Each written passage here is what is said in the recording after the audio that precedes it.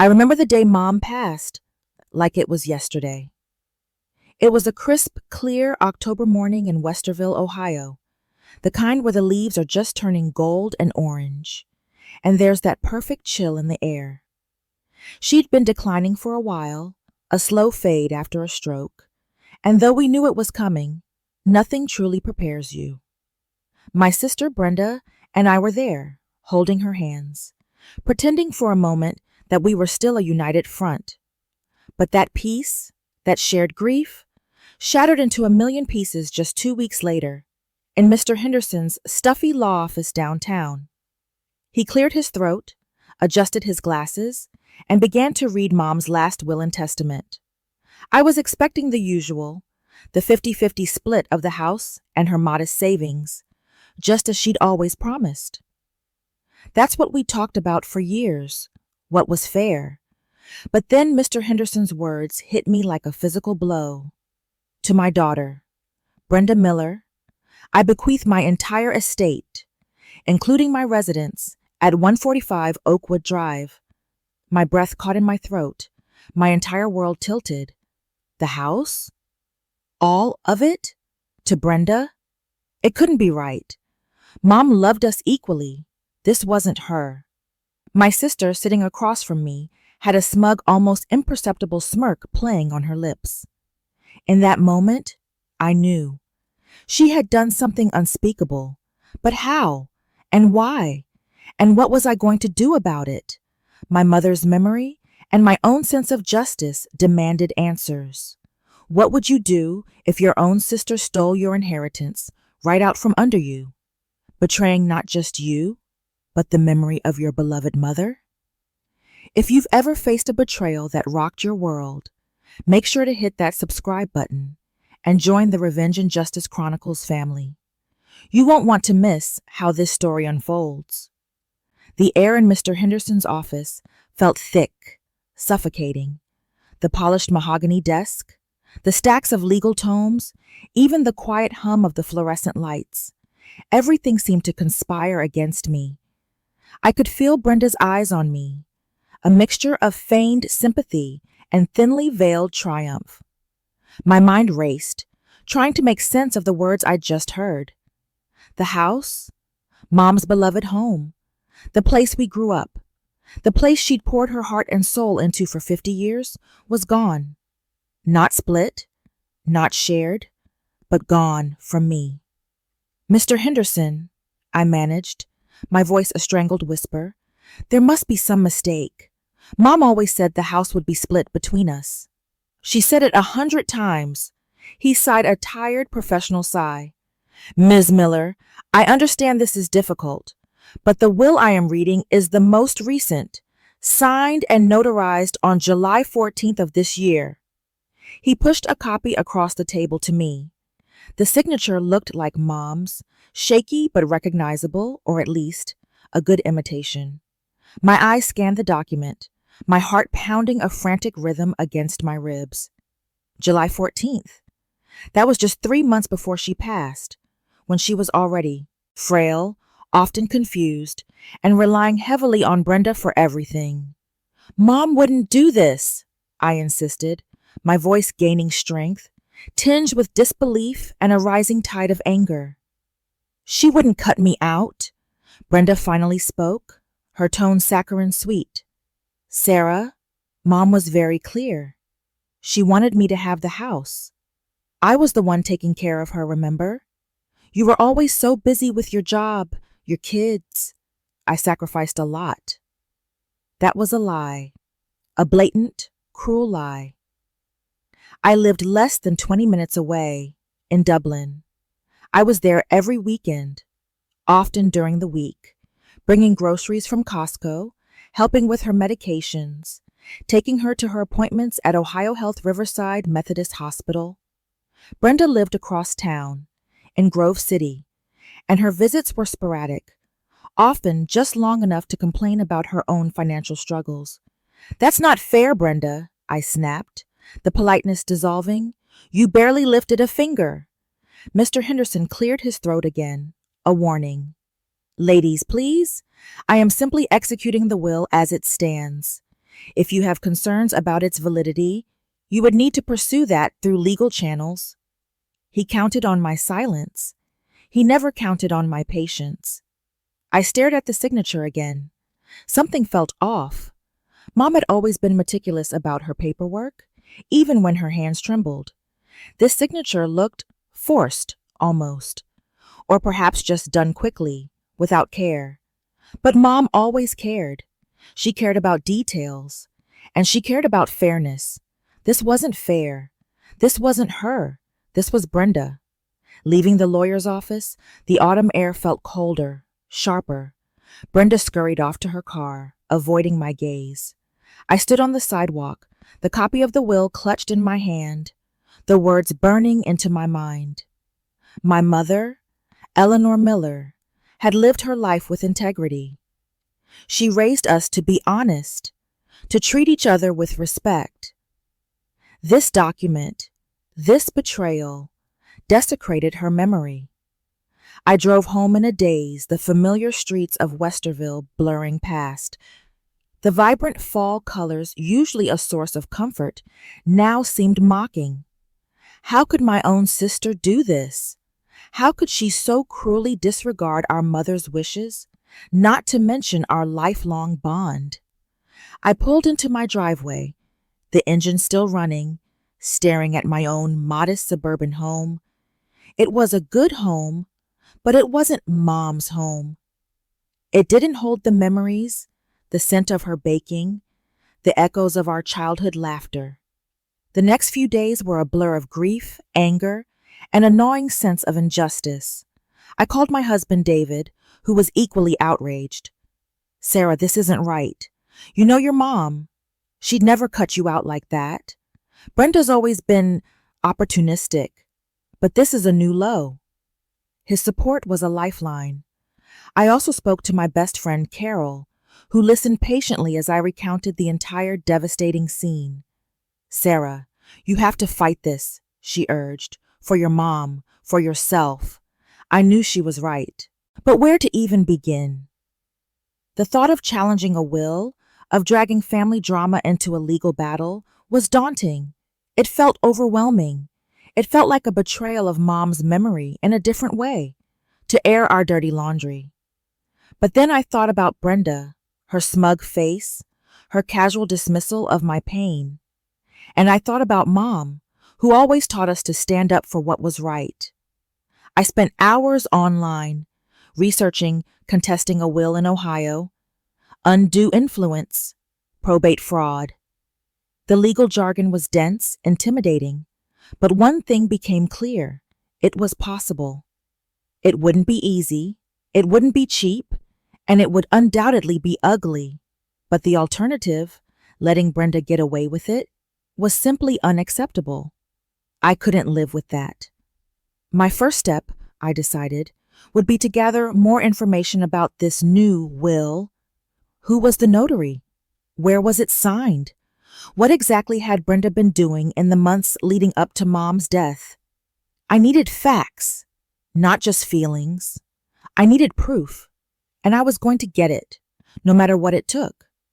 The fight was just beginning, and I was ready to step into the ring, even if it meant facing my own sister as an adversary.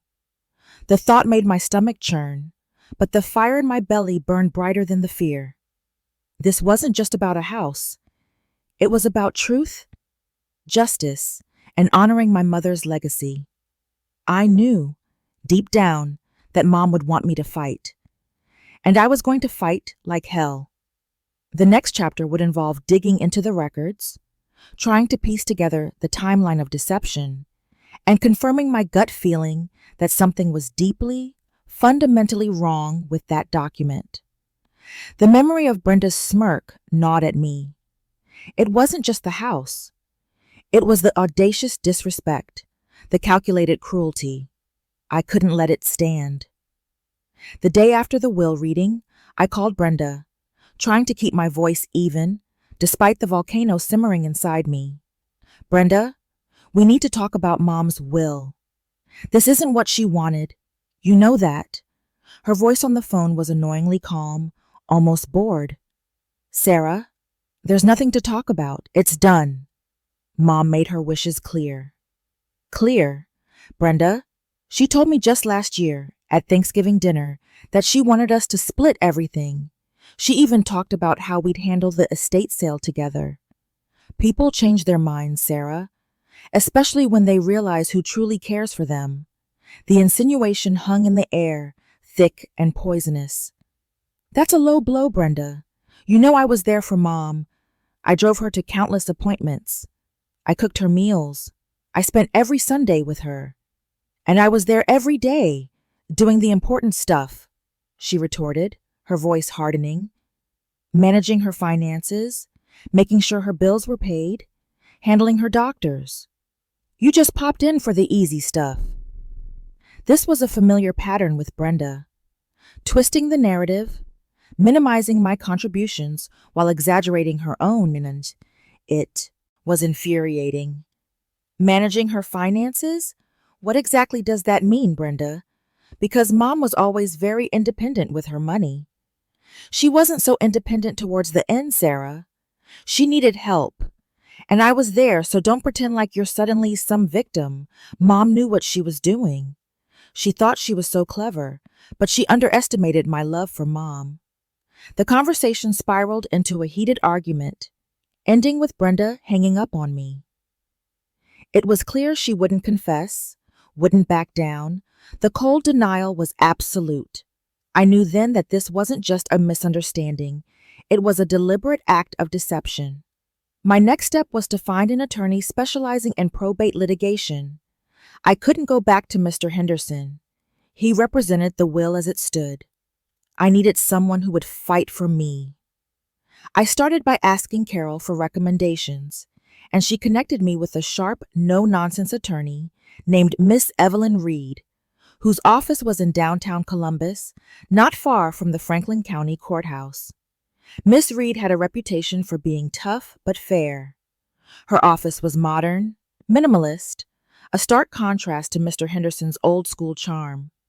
I laid out the whole story, from Mom's declining health to Brenda's sudden presence in Mom's financial affairs, and finally, the shocking will. I handed her the copy Mr. Henderson had given me. Miss Reed listened intently, her expression unreadable. She took notes, occasionally asking clarifying questions. "So your mother had a previous will stating an equal split?" she asked. "Yes, Mr. Henderson drafted it himself about 5 years ago," I confirmed. "He said it was replaced by this new one." "And your mother's health in July when this new will was signed?" "She was frail. She had good days and bad days. She was easily confused, especially about complex things. Brenda was her primary caregiver at that point, managing her appointments, her medications. She had power of attorney for medical decisions, which Mom had given her a year prior, but not financial." Ms. Reed tapped her pen against her legal pad. "Okay, Sarah. This has the hallmarks of potential undue influence, or even outright fraud. We'll need to investigate the circumstances surrounding the signing of this new will. Specifically, who was present, who arranged it, and the capacity of your mother at that exact time." She circled the date, July 14th, on the document. "And the notary. We need to speak with the notary public who witnessed the signature." She explained the process. First, we'd file a notice of contest with the probate court in Franklin County. This would put a hold on the probate process, preventing the will from being officially validated and the assets distributed. Then we'd begin discovery, gathering evidence. This would involve subpoenas for medical records, financial records, and depositions from Brenda, the notary, and any witnesses. The truth, once hidden, has a way of finding its light. "This won't be a quick process, Sarah," Ms. Reed warned, "and it will be emotionally taxing. Family disputes over estates often are." I nodded, steeling myself. "I understand, but I can't let this go. It's not just about the house. It's about what's right." Before I left, Miss Reed handed me a list of documents she needed. Mom's medical records from July onwards, any previous wills, bank statements, anything that showed her financial activity, and any correspondence that might shed light on Brenda's involvement. She also suggested I talk to neighbors, friends, anyone who had regular contact with Mom around July. Driving home, a new sense of purpose settled over me. The initial shock had given way to a steely resolve. This wasn't just about me anymore. It was about Mom. It was about making sure her true wishes were honored and that Brenda's deceit didn't go unpunished. The road ahead would be long and arduous, but with Ms. Reed's guidance, I felt a glimmer of hope. I knew Brenda would fight dirty, but I was ready. I would gather every scrap of evidence, every memory, every inconsistency to expose her. My next step was to visit the Franklin County Recorder's office and get a copy of the deed, and then track down that notary. I needed to see if the paper trail matched Brenda's story, or if it would expose the cracks in her carefully constructed facade. This was going to be a deep dive into the bureaucratic maze, but I was determined to navigate it. The next few weeks were a whirlwind of paperwork and phone calls. My first stop, as Ms. Reed advised, was the Franklin County Recorder's office, located in the county courthouse complex in downtown Columbus. It's a bustling place, full of people filing deeds, mortgages, and other property records. I took a number and waited, feeling a mix of anxiety and determination. When my number was called, I approached the counter and requested a copy of the deed for Mom's house on Oakwood Drive, specifically looking for any recent changes. The clerk, a kind woman named Maria, efficiently pulled up the records. "Here's the most recent deed," she said, sliding a document across the counter. "Looks like it's still in Eleanor Miller's name. No change of ownership since she purchased it in 1972. "Wait, really?" I asked, surprised. "So Brenda hasn't transferred the deed to her name yet?" Maria shook her head. "No, ma'am, not according to our records. The will would need to go through probate first, and then the executor would facilitate the transfer based on the court's order." This was a small victory, a tiny crack in Brenda's plan. It meant the house wasn't legally hers yet. It also meant my contest would prevent her from automatically taking possession next. I focused on the notary public. The name on the will was Martha Jenkins, with an address listed in a strip mall in Worthington, a neighboring suburb. I drove there, my heart thumping with anticipation. The address led to a small, unassuming storefront that offered tax services, passport photos, and notary services. I walked in, and a woman with kind eyes and a warm smile greeted me from behind a counter. "Can I help you?" "Yes," I said, trying to sound calm. "I'm Sarah Miller. I'm here about a document notarized by Martha Jenkins on July 14th of this year for Eleanor Miller." The woman's smile faltered slightly. "Oh, you mean the will?" "Yes, the will," I confirmed, my gaze sharpening. "Are you Martha Jenkins?" "I am," she said, her voice softer now. "I remember that one. It was unusual." My ears perked up. "Unusual? How so?" Martha hesitated, looking around her empty office. "Well, Mrs. Miller, your mother, she seemed a bit confused that day, and your sister, Brenda, she was very insistent." "Can you tell me more?" I pressed, leaning forward. She explained. Brenda had called her asking if she could come to Mom's house to notarize a will. Martha usually required clients to come to her office, but Brenda had insisted Mom was too frail to travel. "I felt a bit uncomfortable," Martha admitted. "It's better when the client comes to me, less chance of influence." But I went, as a courtesy. She arrived at Mom's house. Brenda was there, and Mom was sitting at the kitchen table. Martha said Mom seemed drowsy, kept asking what the document was. Brenda kept saying, "Mom, it's just your new will, remember? The one we talked about. You want me to have the house, right?" And your mother would nod, but her eyes seemed distant. Did Mom read the will herself? I asked, my voice tight. No, Martha confessed. Brenda read parts of it to her, specifically the part about the house, but she seemed to gloss over some of the details. I asked Mrs. Miller if she understood what she was signing, and she just said, Brenda knows best. It wasn't exactly a clear affirmation. Some betrayals cut deeper than any wound. Martha looked genuinely distressed. I did my job. I verified her identity, and she did physically sign it. But I had a bad feeling. Brenda was very pushy, hovering over her, practically guiding her hand. I made a note of it in my logbook, actually, just for my own records, in case anything ever came up. This was gold. A notary, a neutral third party, expressing concerns and having a contemporaneous record. This wasn't just my gut feeling anymore. It was evidence. I thanked Martha profusely, feeling a surge of vindication mixed with sorrow for Mom's vulnerability. Next, I started compiling Mom's medical records. This required signing release forms and waiting for the various doctors' offices and Ohio Health to process them.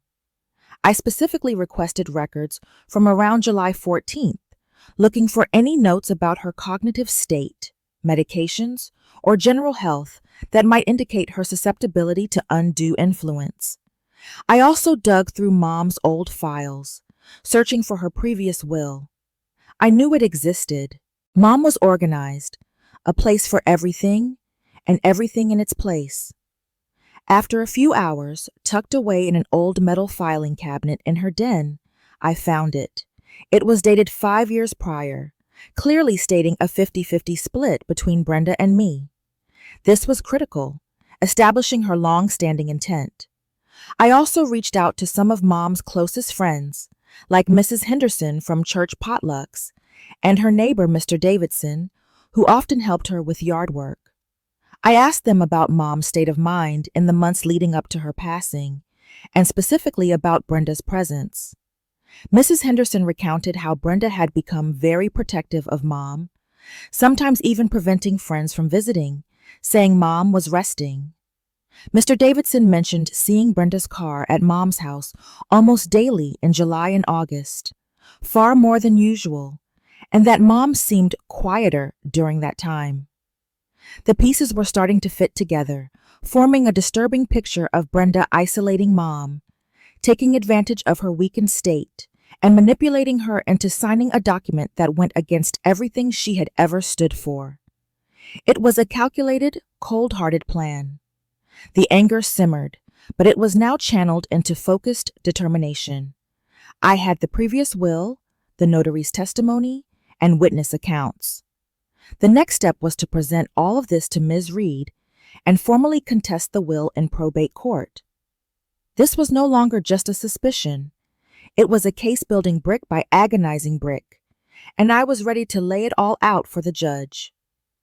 Armed with the previous will, Martha Jenkins's detailed account, and the preliminary statements from Mom's friends and neighbors, I returned to Ms. Reed's office. I dumped a thick folder of documents onto her sleek, minimalist desk.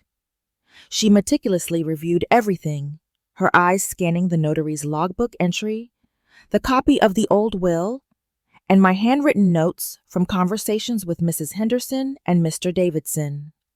"This is excellent, Sarah," she said, a rare smile gracing her lips. "Especially Martha Jenkins's statement. A neutral third party expressing concerns at the time of signing is powerful evidence, and the previous will establishes your mother's long-standing testamentary intent. It shows a clear deviation." She explained the formal steps.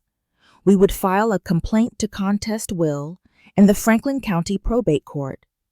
This legal document would formally state my objections to the validity of the new will, citing undue influence and lack of testamentary capacity. It would essentially freeze the probate process, preventing Brenda from moving forward with the will as it stood. "Once we file," Ms. Reed continued, "Brenda will be served with the complaint. She'll have to respond through her attorney. Then we enter the discovery phase, which means we can formally request documents and information from her and anyone else involved. What kind of information? I asked. Bank records? Communication logs? Any correspondence between her and your mother? Even her own financial statements? If we suspect she was in financial distress and had a motive to manipulate your mother, Ms. Reed explained, we can also depose her, meaning she'll have to answer questions under oath. The thought of deposing Brenda filled me with a mixture of dread and grim satisfaction. It would be an opportunity to expose her lies, but it would also be a direct, emotionally charged confrontation. We filed the complaint the following week. It felt surreal, seeing my name and Brenda's name, along with Mom's estate, listed on official court documents. This was really happening. I was suing my sister. The weight of it pressed down on me, but so did the conviction that it was the right thing to do. Brenda was served a few days later. I heard about it from Carol, who had seen Brenda's car parked at the local Westerville post office, looking furious. She looked like she'd just swallowed a lemon, Sarah, Carol reported. Good. Let her stew. Soon after, Miss Reed received a response from Brenda's attorney, a stern-looking man named Mr. Peterson. He denied all allegations and stated that Eleanor Miller was of sound mind when she executed her will. The battle lines were officially drawn. The emotional toll of preparing for court began almost immediately. Every conversation with Ms. Reed, every document I reviewed, brought back memories of Mom, both good and painful. I found myself replaying conversations, trying to remember specific dates, details, anything that could help. I'd go to Mom's house, which was now in a strange limbo, neither mine nor Brenda's, and walk through the rooms, remembering her there. The scent of her potpourri, the worn armchair where she read, the kitchen where she baked her famous apple pie. It was agonizing. My marriage felt the strain, too. David was incredibly supportive, but the constant worry, the legal bills piling up, the emotional exhaustion, it all took its toll. We had fewer relaxed evenings, more conversations about court dates and legal strategies. She thought she could erase my history, but she couldn't erase the truth. Ms. Reed advised me to start a detailed journal, noting down every relevant interaction, every memory, every piece of evidence. The more organized you are, the stronger our case, she emphasized. So I did. I wrote about Mom's last year, her increasing forgetfulness, the times Brenda would subtly steer conversations, or isolate Mom from me and other family members. I remembered a specific incident during a visit to Mom's doctor at Ohio Health Primary Care, when Brenda insisted on being the sole point of contact for all medical updates, even though I was also listed as an emergency contact. It felt controlling then. Now it felt like part of a larger, darker pattern. We requested subpoenas for Mom's bank statements from the last year of her life. When they arrived, they revealed a troubling pattern. Several large cash withdrawals, far more than Mom's usual spending habits, and a few inexplicable transfers to an account that, upon further digging, turned out to belong to Brenda. These weren't huge sums that would trigger bank fraud alerts, but they were significant enough to raise a red flag about Brenda's financial management of Mom's affairs. It painted a clear picture of Brenda, not just influencing Mom's will, but potentially dipping into her savings while she was alive. This wasn't just about the house anymore. It was about outright exploitation. This discovery intensified my resolve. It confirmed that Brenda wasn't just opportunistically taking advantage of a situation. She was actively manipulating and stealing from our mother. The thought made my blood run cold. The legal battle was no longer just about fairness, but about holding a predator accountable. I knew this would be a long, arduous process, but I was ready. I was ready to face Brenda in court, to lay bare her deceit and to fight for the justice Mom deserved.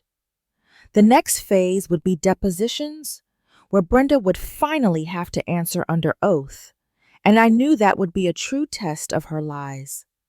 The discovery phase was a deep dive into the murky waters of Brenda's deception. Ms. Reed's office became my second home. We meticulously reviewed every document, every financial statement, every medical record. The bank statements from Mom's Fifth Third bank account were particularly damning. They showed a steady stream of withdrawals and transfers to Brenda's account, totaling nearly $15,000 in the 6 months leading up to Mom's passing. These were not the occasional gifts Mom would give. These were substantial sums, often taken out when Mom was particularly unwell or confused, according to her medical records. "This is strong evidence of financial exploitation, Sarah," Ms. Reed stated, her voice grim. "It reinforces the motive for undue influence regarding the will." She wasn't just after the house. She was systematically siphoning funds. I felt a fresh wave of nausea. It wasn't just about the house. It was about Brenda preying on Mom's vulnerability, taking advantage of her trust. This was a deeper, darker betrayal than I had initially imagined. It wasn't just greedy, it was predatory. We also subpoenaed Brenda's own financial records, hoping to show a pattern of financial distress that would further establish her motive. Her bank statements, when they finally arrived, painted a clear picture of someone living beyond their means, with frequent overdraft fees and maxed out credit cards. The timing of the transfers from Mom's account often coincided with Brenda's own financial emergencies. Next came the depositions. This was the part I dreaded and anticipated most. Brenda would have to answer questions under oath. I was present for her deposition, sitting silently beside Ms. Reed, my heart a hammer against my ribs. Brenda walked in, flanked by Mr. Peterson, looking defiant. She wore a tailored suit, an attempt at an air of respectability that clashed with the truth I knew. Ms. Reed was relentless, but professional. She started by asking about Brenda's relationship with Mom, her role as caregiver, and then moved directly to the will. "Ms. Miller," Ms. Reed began, "can you explain the circumstances surrounding the signing of your mother's new will on July 14th? Brenda recounted a sanitized version of events, claiming Mom was perfectly lucid and adamant about giving her the house as a reward for her care. She painted me as an absent sister, too busy to truly care for Mom.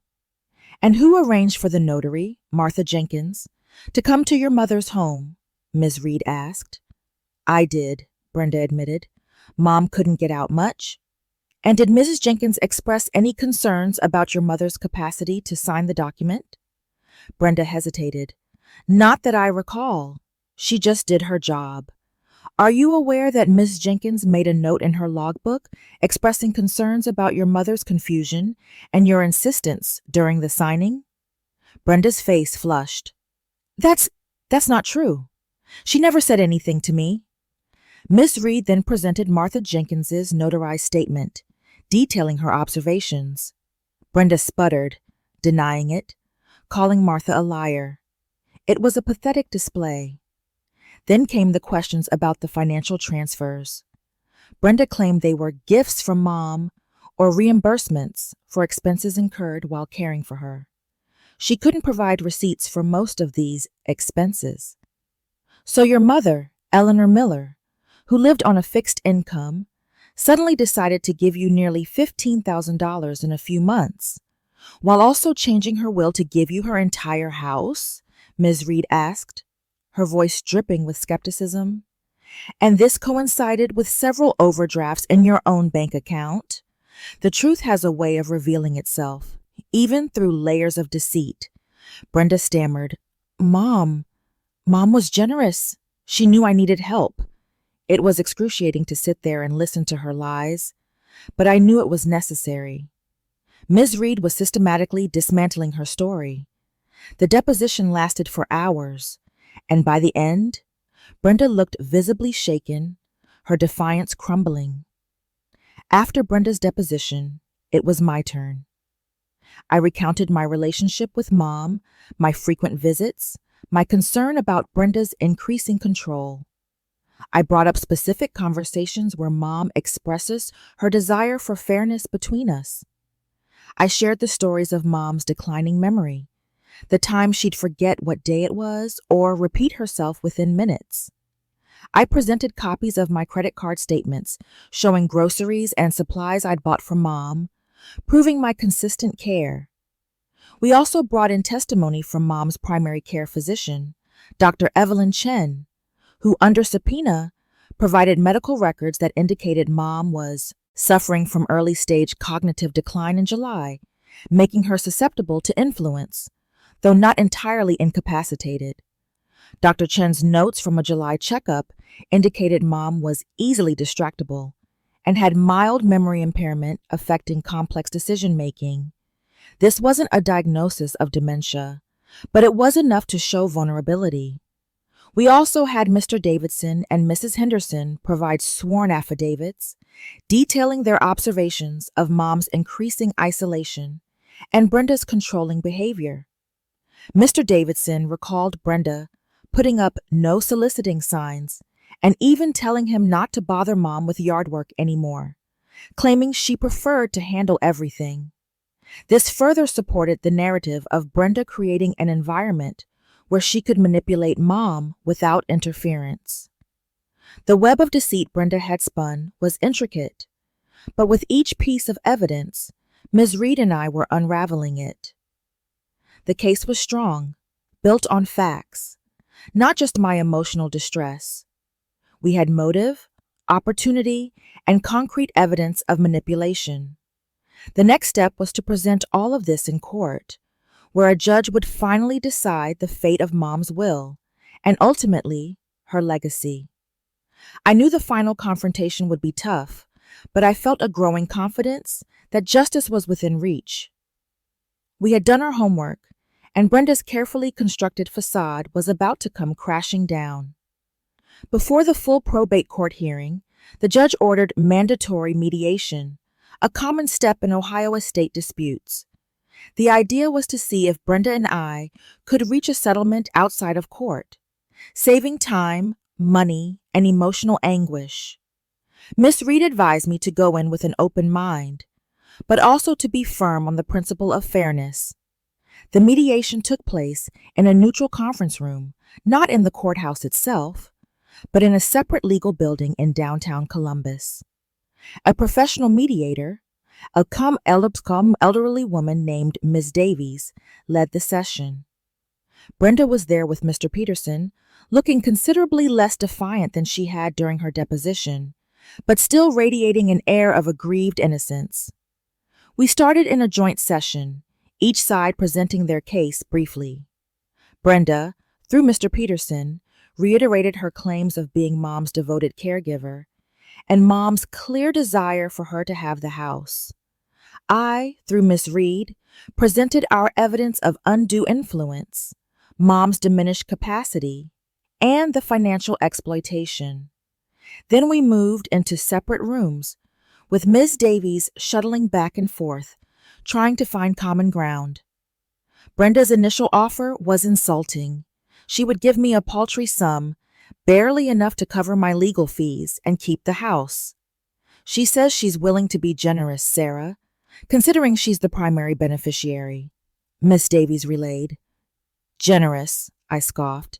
She stole from Mom and tried to steal the house. This isn't generosity, it's an insult. Miss Reed calmly stated our position. The previous will should be honored, meaning a 50-50 split of the house and any remaining assets, and Brenda should return the funds she took from Mom's bank account. Miss Davies went back and forth for hours. Brenda wouldn't budge on the house, only offering slightly more money, claiming it was what Mom would have wanted. She clung to the narrative that she was the favored daughter. She's not listening to reason, Sarah, Miss Reed whispered to me. She genuinely believes she's entitled. It became clear mediation was futile. Brenda was too invested in her own version of reality, too unwilling to admit wrongdoing. We left the mediation session without a resolution, knowing the case would proceed to a full hearing in probate court. It was disappointing, but not unexpected. I knew Brenda wouldn't give up easily. The probate court hearing was scheduled for a few weeks later. The courtroom itself was smaller, less imposing than a criminal court, but the stakes felt just as high. This was about Mom's legacy, about proving that integrity mattered even in death. I dressed conservatively, a dark suit, feeling the weight of the moment. David was there for support, sitting quietly in the gallery. Brenda was there too, with Mr. Peterson, looking tense. Miss Reed was brilliant. She presented our case methodically, starting with Mom's previous will, establishing her long-standing intent for an equal split. Then she called Martha Jenkins to the stand. Martha, though nervous, bravely recounted her observations of Mom's confusion and Brenda's aggressive hovering during the will signing. Her testimony was compelling, painted a vivid picture of the scene. Did you believe at the time that Mrs. Miller fully understood the implications of the document she was signing, free from any external pressure? Ms. Reed asked. Martha paused, then looked directly at the judge. No, I did not. I had serious concerns about whether she was truly making that decision on her own. It was a powerful moment. Brenda's lawyer, Mr. Peterson, tried to discredit Martha, suggesting she was mistaken or had a vendetta. But Martha held firm, referencing her logbook notes. Next, Miss Reed presented the medical records from Dr. Chen, highlighting the notes about Mom's cognitive decline. She called me to the stand, and I recounted my experiences with Mom, her increasing frailty, the instances of confusion, and Brenda's gradual isolation of Mom. I detailed the financial exploitation, showing the bank statements and Brenda's own financial distress. Did your mother ever express a desire to disinherit your sister? Miss Reed asked me. Never, I said, my voice clear and firm. She loved us both. She always wanted things to be fair. Mr. Peterson cross-examined me, trying to paint me as a jealous sister, resentful of Brenda's closer relationship with Mom. He suggested I was fabricating stories to get the house. Ms. Miller, isn't it true that you were often busy with your own family and career, leaving your sister to shoulder the burden of your mother's care? He asked, trying to twist the truth. I was there for my mother consistently, every week, sometimes more, I countered, looking him directly in the eye. I managed her medications for a time, took her to appointments, and provided emotional support. Brenda, however, often seemed more interested in Mom's finances than her well-being. The courtroom was silent. Brenda then took the stand. She repeated her narrative, but under Ms. Reed's sharp cross-examination, her story began to unravel. Ms. Reed pressed her on the inconsistencies with Martha Jenkins's testimony, the details of the financial transfers, and her own shaky financial situation. Brenda became flustered, defensive, contradicting herself multiple times. Her carefully constructed facade was cracking under the pressure. It was a grueling day, emotionally exhausting, but as I watched Brenda squirm, I knew we were making progress. The truth, though painful, was finally coming to light. The judge listened intently, taking copious notes. The fate of Mom's will, and the justice I sought, now rested in his hands. I had presented my case, laid bare the deception. Now, all we could do was wait for the judge's decision, hoping that the scales of justice would tip in Mom's favor. The wait for the judge's decision was agonizing. Every phone call, every email notification sent a jolt of anxiety through me. It felt like an eternity, though it was only a few weeks. Ms. Reed had told me not to expect an immediate ruling, as the judge would need time to review all the evidence, the transcripts of the depositions, and the testimonies. I tried to distract myself, going back to my usual routine, but the legal battle was a constant hum in the background of my life. Finally, the call came. It was Miss Reed. Her voice was calm, professional, but I could hear a hint of satisfaction. Sarah, the judge has issued his ruling.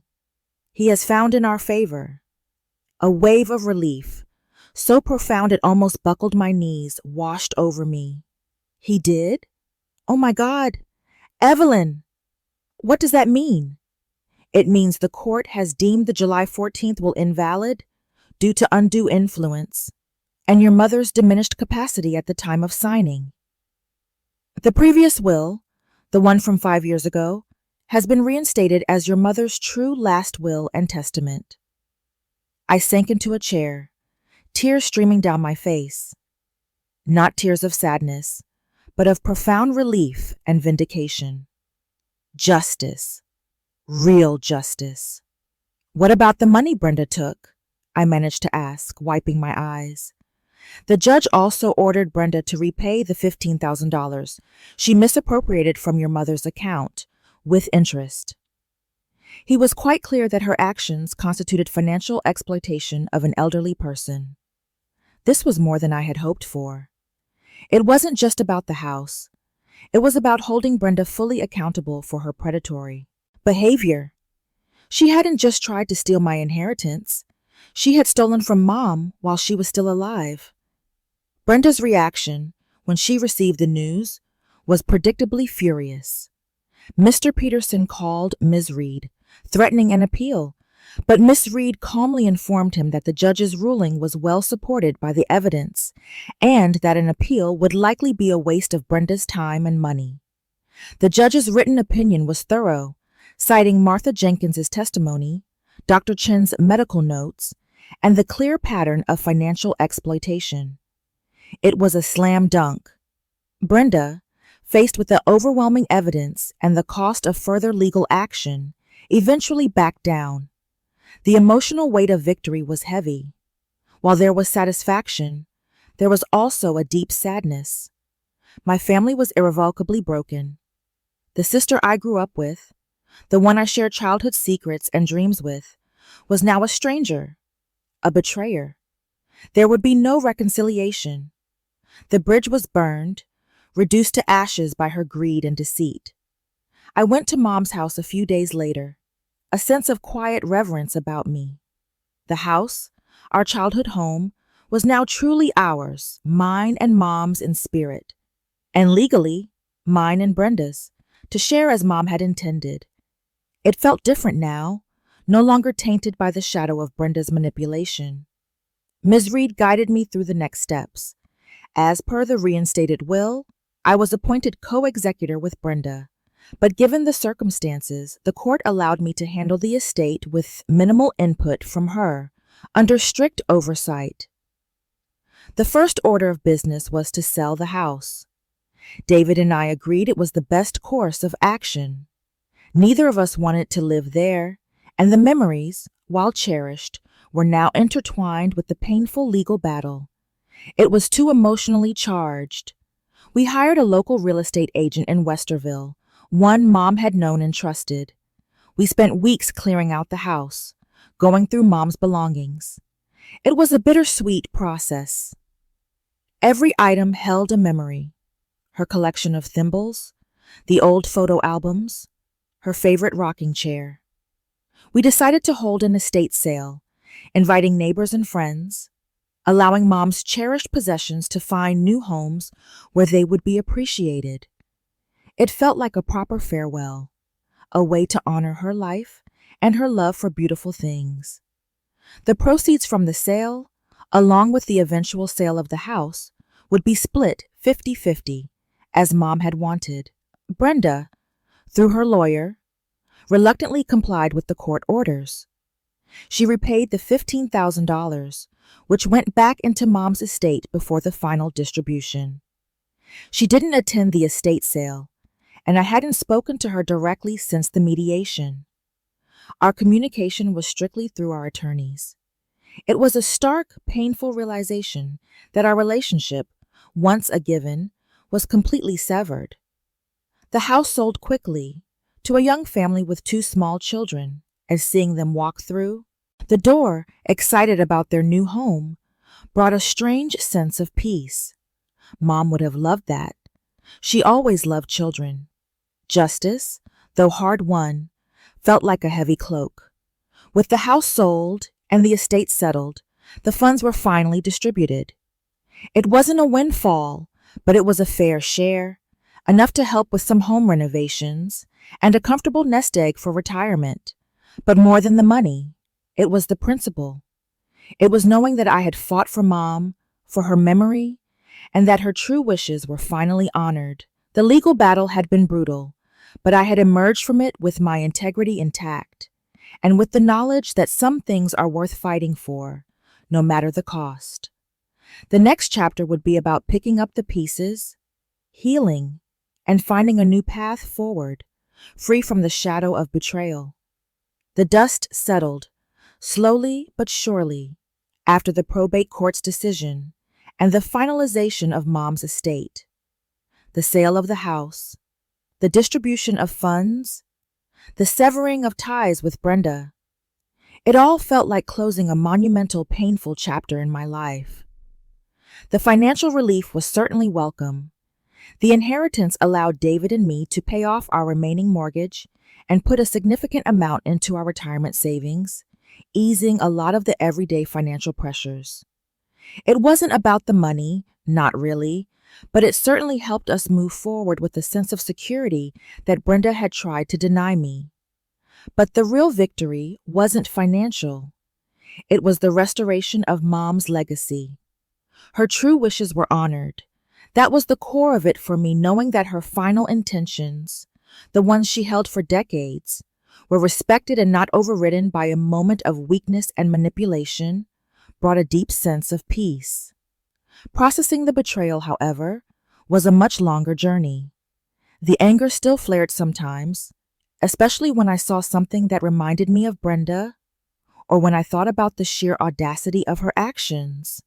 But it was no longer a consuming fire. It was a dwindling ember.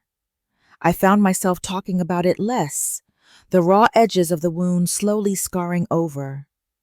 I continued seeing my best friend Carol, who had been an unwavering source of support throughout the ordeal. Over coffee, at our favorite diner in Westerville, the Village Bean, I'd sometimes reflect on it. "It's strange, Carol," I'd say, stirring my coffee. "I won, but it doesn't feel like a celebration. It feels more like a profound sadness for what was lost." "That's natural, Sarah," she'd respond, always understanding.